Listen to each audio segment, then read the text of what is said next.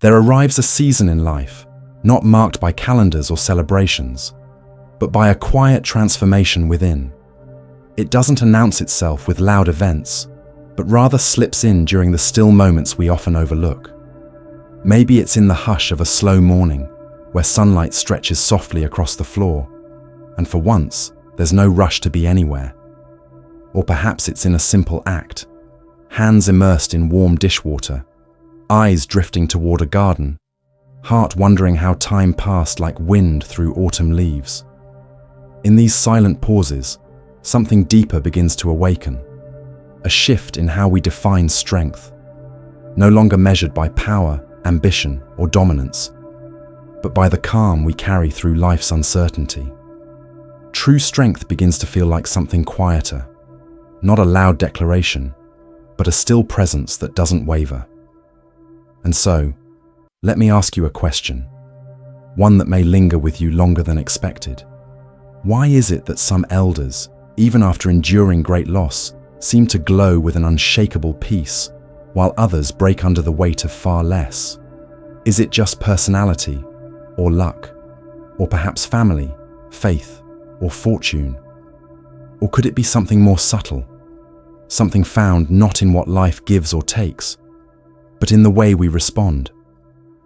We've often been told that suffering is a natural part of life, and that's true.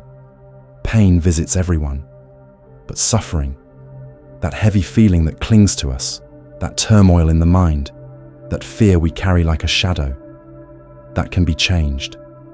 What if strength isn't something you're born with, but something you grow, slowly, gently, regardless of age, background, or past? This isn't the kind of strength glorified in speeches. It's not about powering through or burying your emotions. It's not about pushing harder. This is the strength of inner stillness, the kind nurtured through Buddhist wisdom. It's the discipline to be present, the courage to let go, and the clarity to remain grounded in the face of life's storms. And so, if you've ever found yourself lying awake, quietly whispering, "There has to be another way to carry this," then you are not alone.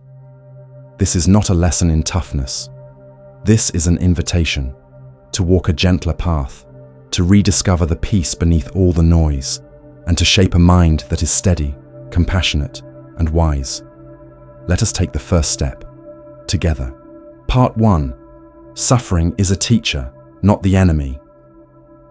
There's a quiet truth that often reveals itself only with time. Suffering doesn't always mean something is wrong. Sometimes it means something meaningful is unfolding beneath the surface, something we're finally ready to face. From a young age, many of us are taught to avoid pain at all costs. If it hurts, fix it. If it breaks, hide it. Move on quickly and pretend you're fine. That mindset might work for a while, but as we grow older, especially as life begins to slow, we start to see things differently. The pace of wisdom changes, and suddenly we begin to understand. The point isn't to escape suffering, it's to learn how to sit quietly in its company. Buddhist teachings capture this insight with profound clarity in the parable of the two arrows. The Buddha explained that when we face pain, be it illness, loss, or betrayal, that's the first arrow. It hurts. But there's a second arrow that often strikes us more deeply, the one we fire at ourselves. That's the resistance, the judgment, the fear, the longing for things to be other than they are. And it's this second arrow that deepens our suffering. Consider the story of a woman in a small Thai village. Let's call her Meena. After her husband passed away unexpectedly, her grief consumed her. But it wasn't only the loss that weighed her down, it was the guilt. If only I'd noticed the signs sooner, she'd tell herself. If only I had made him see a doctor. The sorrow of loss was real. That was the first arrow. But the blame and self-punishment, that was the second. In time, Meena visited a forest monastery, where an old monk offered her gentle wisdom. He said, "The river will carry you, but only if you let go of the branch." His meaning was simple. Pain is natural, but clinging to it, replaying it, identifying with it, is what keeps us stuck. In Buddhist philosophy, suffering, dukkha, is not seen as a failure or a punishment. It's part of the path. The first noble truth reminds us that suffering exists, but the beauty lies in the truths that follow. Suffering has a cause, and it also has an end. And the way to end it begins with understanding, not avoidance. For many people later in life, pain is not a stranger. There have been losses, disappointments, dreams that faded, and bodies that no longer feel the same. But instead of asking, "Why is this happening to me?" what if we asked, "What is this here to teach me?" That one question, rooted not in resistance, but in curiosity, begins to change everything. Like clay shaped by pressure or steel strengthened by fire, the human spirit grows not through ease, but through the choice to soften in the face of pain rather than harden. So when suffering comes, as it inevitably will, don't turn it away. Welcome it. Sit beside it. Ask what it has come to show you. And when it eventually departs, it may leave behind something quiet and lasting. The beginnings of a mind that cannot be shaken. Part 2. Learning stillness in the midst of life's storms. There's an old saying, calm waters never taught a sailor anything. And if there's one thing life guarantees, it's that the seas will get rough. When we're young, our instinct is to outrun the storm. We brace ourselves, build up defenses, move quickly, hoping that effort alone will save us from pain. But as the years pass, something shifts. We begin to see that the real strength isn't in fleeing the chaos, but in learning how to remain grounded when it arrives. This is where the teachings of the Buddha speak softly, yet powerfully. They don't tell us to battle the storm or control the winds. Instead, they show us how to find an anchor within ourselves, one that holds steady even when the world feels uncertain. Stillness, in this tradition, is not surrender. It's not weakness. It's a deliberate act of strength. Zen teacher Thich Nhat Hanh once described it beautifully. Feelings come and go like clouds in a windy sky. Conscious breathing is my anchor. That is the practice, not to stop the wind, but to avoid being carried away by it. Let me tell you about someone I once met, Mr. Raymond, a quiet man in his 70s. After the death of his wife, the grief was overwhelming.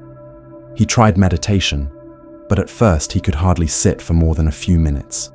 The sadness would surge, memories would rise. But he didn't walk away. He kept sitting, not to escape the pain, but to befriend it. And slowly, something changed. Breath by breath, he discovered that stillness isn't about escaping sorrow. It's about creating a space wide enough to hold it.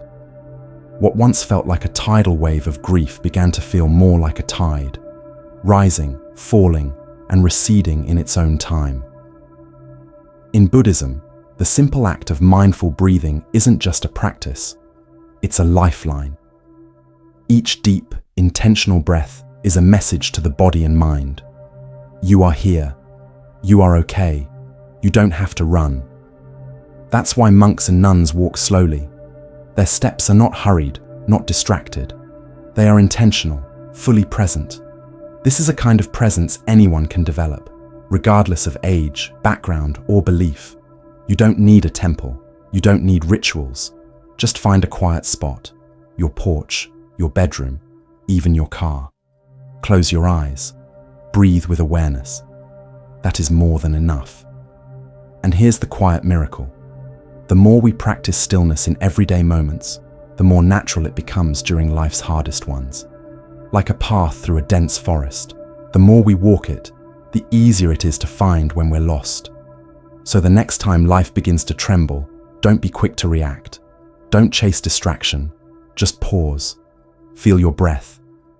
And remember, there is a silence within you that cannot be shaken by the noise around you. Storms will come, but you don't have to go with them. Part 3. The quiet strength of gentle discipline. Discipline often gets a bad name.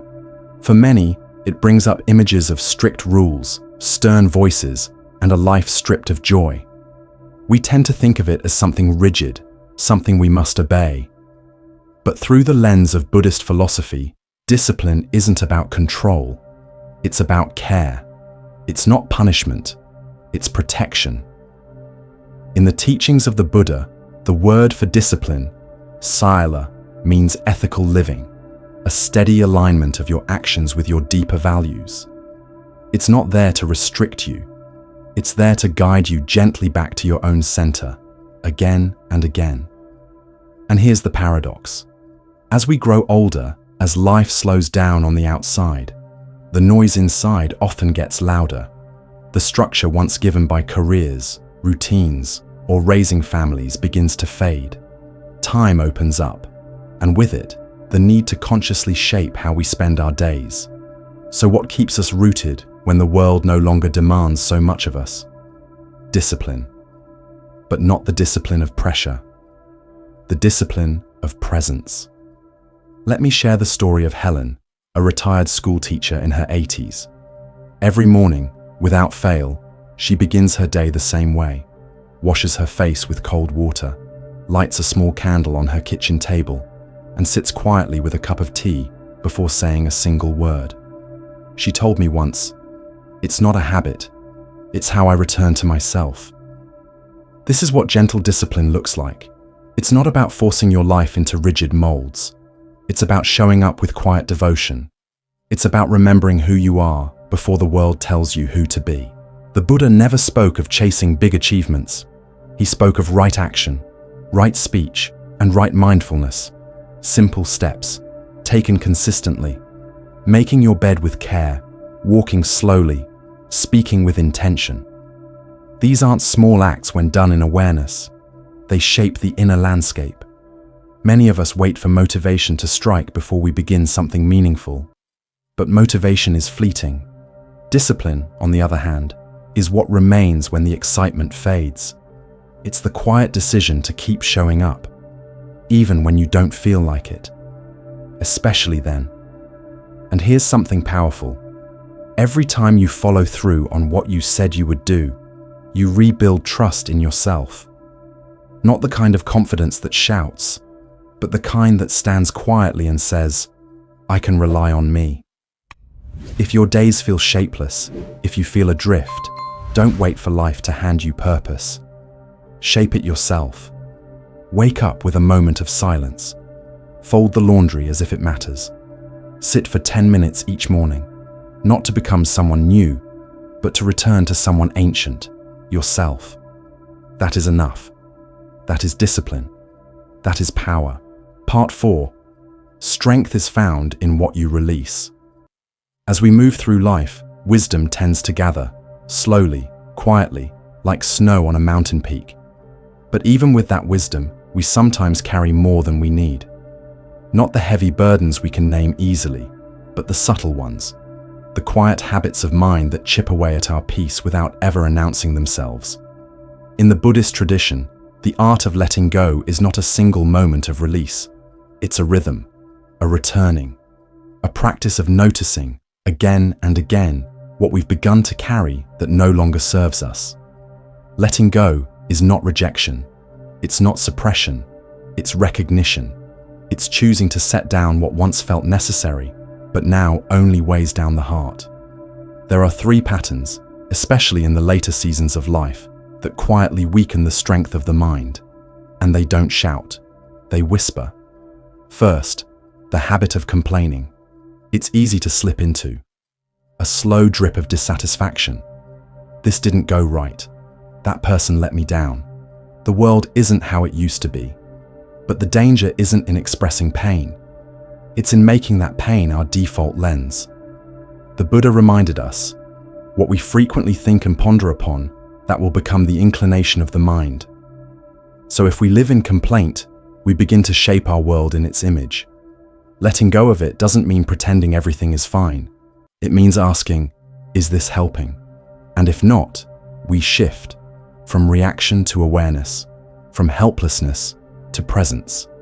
Sometimes, that's all it takes to reclaim our peace. Second, the pull toward comfort. After years of striving, struggling, and surviving, We often feel we've earned rest, and we have. But comfort, unchecked, becomes its own kind of cage. It can soften not just the body, but the spirit. In Buddhist monastic life, comfort is not the goal. Clarity is. So monks wake early, walk mindfully, eat simply, not to suffer, but to stay awake. For us, it may mean taking the longer walk, speaking the truth we've avoided, or breaking the patterns that keep us in place. We don't need to deny ease, but we can choose discomfort when it helps us grow. Third, the refuge of excuses. They often sound kind. It's too late for me. I've always been this way. But beneath them often hides fear. Fear of change, of failure, of facing the unknown. And yet, Buddhist teachings remind us of anicca, impermanence. Nothing is fixed. Not our thoughts, not our habits, not even our identity. Every breath holds the invitation to begin again. The only thing standing in our way is the belief that we can't. So what if we stopped asking whether it's too late, and instead asked, what small step can I take today? Because letting go is not about loss, it's about space. It's about clearing out the mental clutter that keeps us circling the same thoughts, the same stories, the same regrets. And when we release even one of them, something shifts. The shoulders relax, the breath deepens, the mind becomes a little quieter, a little clearer, and in that stillness, something beautiful begins to return. Not noise, not drama, but strength. The kind that doesn't come from adding more, but from finally setting down what was never ours to carry. Part 5. Turning fear of failure into the foundation for growth. At some point in life, maybe after a painful breakup, a career that didn't pan out, or a quiet dream that slowly faded away, we start to carry a fear most people never speak out loud, the fear of failing. It's not only the act of falling short that wounds us, it's the story we wrap around it. We whisper to ourselves, I should have had it figured out by now, or I'm too far along to be making mistakes. And before we know it, we begin to live smaller. We choose what's safe. We hold back our ideas. We shrink from the edges of growth because disappointment feels too heavy to carry again. But here's something Buddhism gently reminds us. Failure isn't our enemy, it's our teacher. Growth doesn't happen in spite of failure, it often happens because of it. In the Dhammapada, the Buddha says, just as a mountain is unmoved by the wind, so is the wise person unmoved by praise or blame. What does this mean? It means that both success and failure are passing guests. Neither stays, and neither defines who we truly are. The goal is not to cling to success or avoid failure, but to be like the sky, open, steady, and vast, letting both clouds drift by. Let me share a real story. There's a man named Louis from New Mexico. At 67, after retiring from decades of working as a mechanic, he felt an itch inside him, a longing to create. Though he'd never picked up a paintbrush in his life, something nudged him to try. No classes, no experience, just curiosity. His first paintings were clumsy. People around him laughed. His own inner voice was even harsher. But instead of quitting, Louis changed how he saw it. He said, every time I mess up, I know I'm on the edge of learning. That shift, viewing mistakes as evidence of progress, turned failure into practice. This mindset is at the heart of mindfulness. Rather than fearing failure, we start to explore it. We shift the question from, what if I fail, to what can I discover? Because the truth is, nobody who has ever grown or awakened has done so without stumbling along the way. Even the Buddha, before his enlightenment, endured doubt, temptation, and fatigue beneath the Bodhi tree.